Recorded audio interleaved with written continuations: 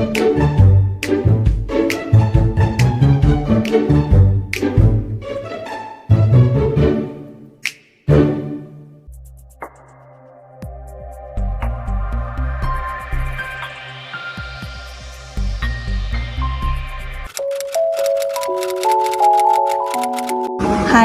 my name is NAJIHA and I will present about Letter of Credit ILC.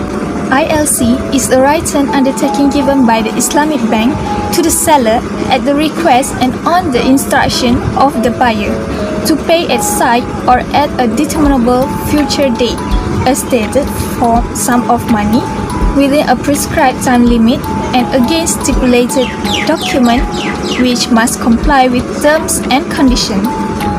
An Islamic bank may offer ILC under several Shariah contracts, namely wakalah, murabaha, and musyarakah. In case of wakalah, the customer must pay in advance the full value of the item in question prior to the issuance of the ILC. Furthermore, the Islamic bank will receive a commission or service fee upon the service rendered to customer.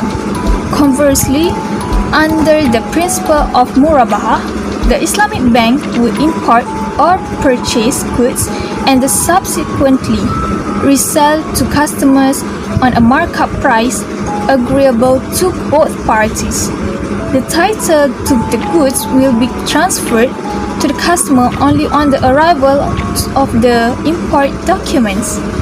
The Islamic letter of credit is also convertible to be a murabaha Islamic trust receipt, as well as can be liquidated through conversion to Islamic accepted bill. The principle of musyarakah is used in addition to wakalah and murabaha. In this case, the Islamic bank requires to the customer to deposit a certain percentage of money prior to the importation of goods. Islamic bank will issue the NILC and make the payment using both the customers and its own funds. The customer is responsible for selling the goods and returning the bank's portion of capital together with a predetermined portion of the profit.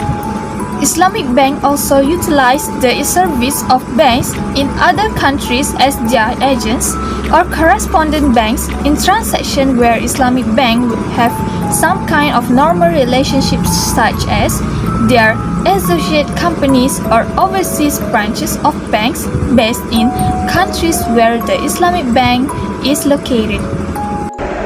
Assalamualaikum warahmatullahi wabarakatuh. My name is FATIEN binti ABDUL. I am from JBA 1194F. Firstly, I would like to thank ASHYIRA for explaining the Islamic letter of credit, which is the main topic for today's presentation. As everyone knows, the Islamic letter of credit consists of three components, which is wakalah, musyarakah, and murabaha. So today, I am going to explain the wakalah Islamic letter of credit.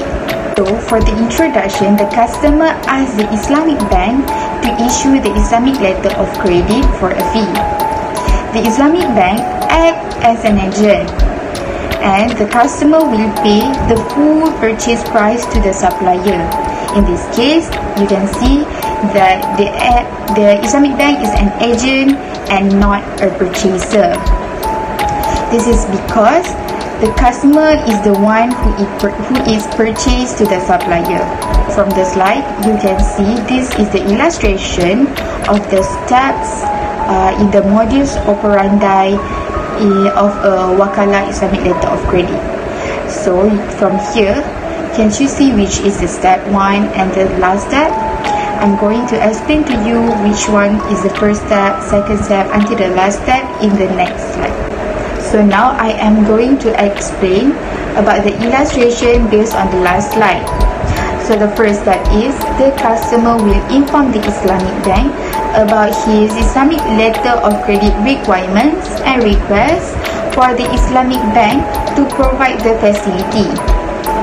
The second step is the Islamic banks may require the customer to place a deposit to the full amount of the price of the goods to be purchased or imported, which accepts under the Wadi'ah Yad-Damanah, which stands for Guaranteed Safe Custody. And the third step is the Islamic banks establishes the Islamic letter of credit and pay the proceeds to the negotiating bank, utilizing the customer's deposit, and subsequently releases the documents to the customer. The fourth step is the negotiating bank claims the reimbursement from the Islamic bank as per the reimbursement instruction. And the fifth step, which is the last step, the Islamic bank charges the customer's fees and commissions for its services under the principle of Al-Ujru, which stands for fee, based on the Wakalah principle. So that's all from me. Thank you. Thank you, Zana. Assalamualaikum warahmatullahi wabarakatuh. My name is FARAH binti MUSA, and I'm going to explain about Musyarakah Islamic Letter of Credit. Under the principle of Musyarakah Partnership, the Islamic Bank issues the ILC and the financial and customer contribute to the purchase price under ILC. Letter share the proceeds of sale of the asset based on the pre-agreed profit sharing ratio. Losses are borne proportionate to the capital contribution. As shown in the slide, these are the modus operandi for Musyarakah ILC. There are 5 procedures involved in Musyarakah ILC. The first procedure for modus operandi for Musyarakah ILC is the customer informs the Islamic bank of his ILC requirements and negotiations the terms of Musyarakah financing for his requirements. Second, the customer places with the Islamic bank a deposit for his share of the cost of goods to be purchased or to be imported as per the Musyarakah agreement, in which the Islamic bank accepts under the principle of Wadi'ah Yad-Damanah. Third, the Islamic bank establishes the ILC and pays the proceed to be the negotiating bank, utilizing the customer's deposit as well as its own shares of financing, and subsequently release the documents to the customer. Fourth, the customer takes possession of the goods and dispose these of in the manner agreed. Last but not least, the Islamic bank and the customer share the profit from the venture as provided for in the agreement. These are the procedures that involve in the modus operandi for Musyarakah ILC. That's all from me. I will pass this video to ARWA. Thank you. Thank you Farah Nadia binti Musa. Assalamualaikum warahmatullahi wabarakatuh. Hi, my name is SOLEHAH binti SALEHUDDIN and my metric number is 2019 4246 and 44. So, I will continue by explaining about Murabaha Islamic Letter of Credit. Under the principle of Murabaha, which is cost plus profit, Murabaha is also referred as cost plus financing because it includes a profit markup in the transaction rather than interest. A seller and buyer agree to the cost and the markup, which are then paid in installment.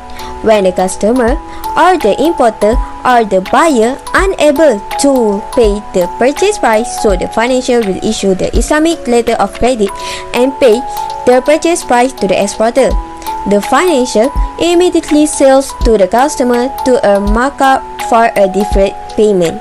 This is the comparison between Islamic letter of credit advisory and Islamic letter of credit confirmation. For the feature of Islamic letter of credit advisory, a trade service provided by a bank to check the authenticity of letter of credit done in favor of its customer and to advise them whether to accept or reject the letter of credit. Meanwhile, for the feature of Islamic letter of credit confirmation, a trade service provided by a bank to promise payment to its customer in the event there is no payment by the importer or buyer or importer bank or buyer bank. In Shariah principle, the Islamic letter of credit advisory is UJ, which is service fee. UJ is a payment for a service. It is also applied for salary, wage, pay fee, charge, enrollment, honorarium, remuneration, and reward. While in Islamic letter of credit confirmation is kafalah, or also known as guarantee. Kafalah is a contract of guarantee where a person underwrite any claim or obligation when a supplier or contractor fail to fulfill his obligation. This is modus operandi for Murabahah Islamic letter of credit. Firstly, the customer informed the Islamic bank of his Islamic letter of credit requirement and requests the Islamic bank to purchase or import the good, indicating that he will be willing to purchase the good from the Islamic bank upon negation of the Islamic letter of credit on the principle of Murabahah. Secondly, the Islamic bank appoint the customer as its agent to purchase the required goods on its behalf. Thirdly, the Islamic bank established the Islamic letter of credit and paid the proceeds to the negotiation bank utilizing its own fund. Lastly, the Islamic bank sells the goods to the customer at a sale price comprising its cost and profit margin under the principle of Murabahah for settlement on a deferred term. That's all for me. Next, I will hand the presentation to ASHYIRA NAJIHA binti ROSLAN for explaining about Islamic accepted bills. Thank you, ARWA. Next, I will explain further about Islamic accepted bills (IAB). IAB is a result of the securitization of a Murabahah Islamic trust receipt. The IAB is strong to finance the trading of tangible halal goods and formulated based on Islamic principles of Murabahah, which is deferred lump sum sales or cost plus, and by al-dain, which is debt trading. The result of securitizing the Murabahah Islamic trust receipt created a debt owed to the Islamic bank. When the customer approached the Islamic bank to apply for financing for his working capital requirements, the Islamic bank first purchase or appoint the customer as its agent to purchase the required goods on its behalf and settles the purchase price from its own funds. Islamic bank subsequently sells the goods to the customer at an agreed price, comprising its purchase price and profit margins, and allows the customer to settle this sales price on a deferred terms in 30 days, 60 days, 90 days, or any other period. When the due date, the customer pays the Islamic banks the agreed sale price. Islamic bank draws for the full amount of the bank's selling price and payable by the customer to the Islamic bank on maturity date of the financing. Islamic bank in turn may sell the IAB in the secondary market at a discount under buy al-dain concept. There's two types of financing under the IAB facility, namely IAB import for the import and local purchase and IAB export for export and local sales. I will pass to MAISARAH for the further explanation about IAB import. Thank you for the explanation, Shira. Assalamualaikum warahmatullahi wabarakatuh. My name is Siti MAISARAH binti ABDUL KADIR.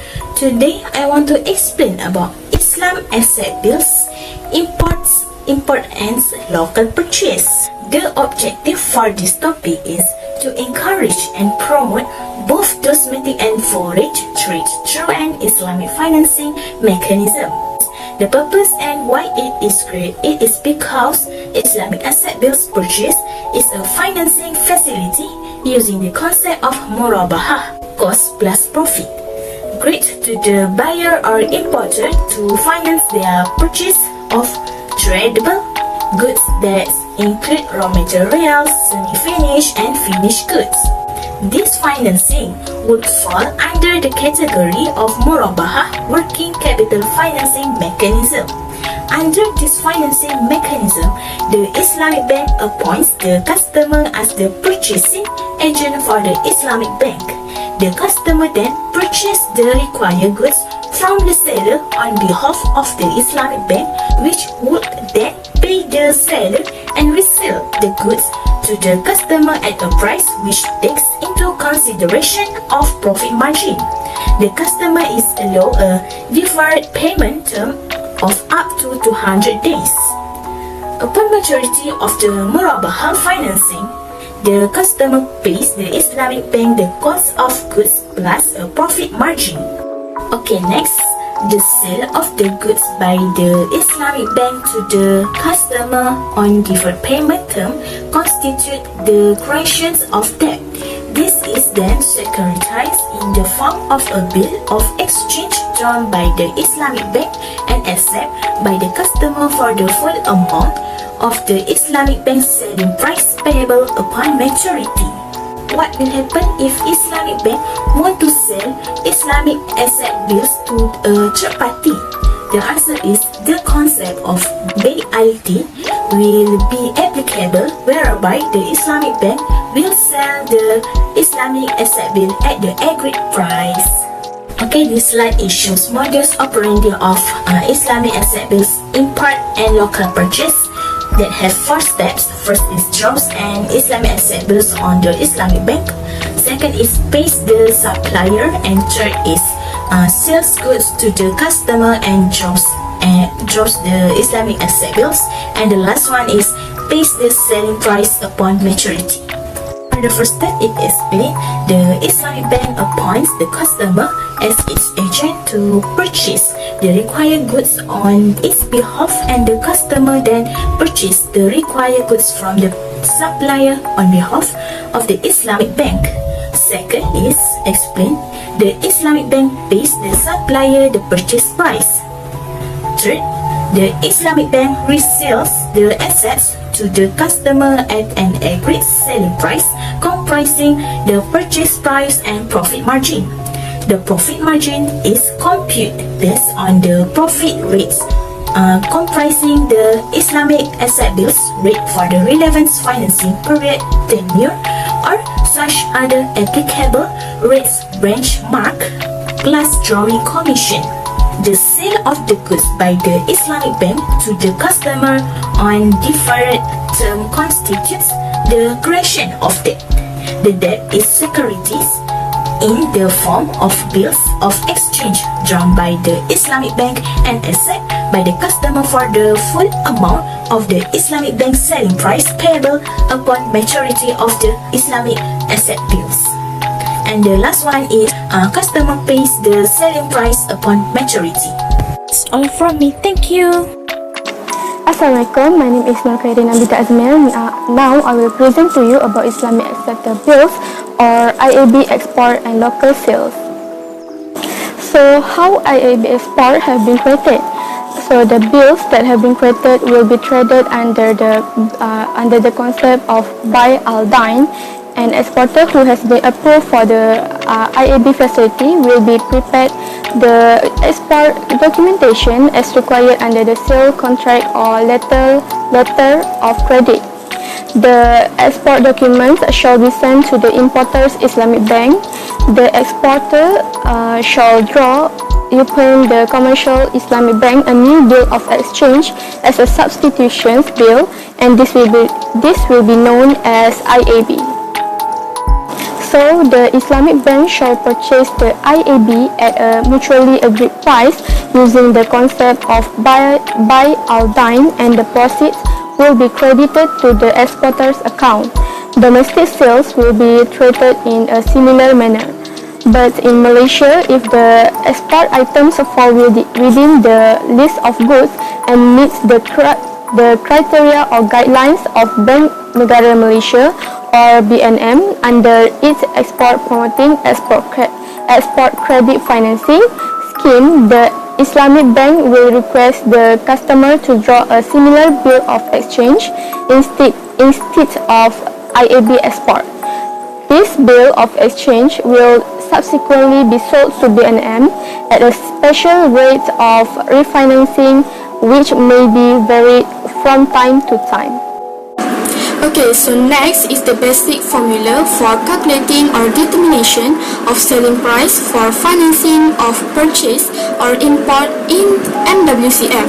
So first, amount of IAB created with selling price equal to FV or invoice value bracket 1 plus RT divided to 365, where R is a markup rate and T is tenure.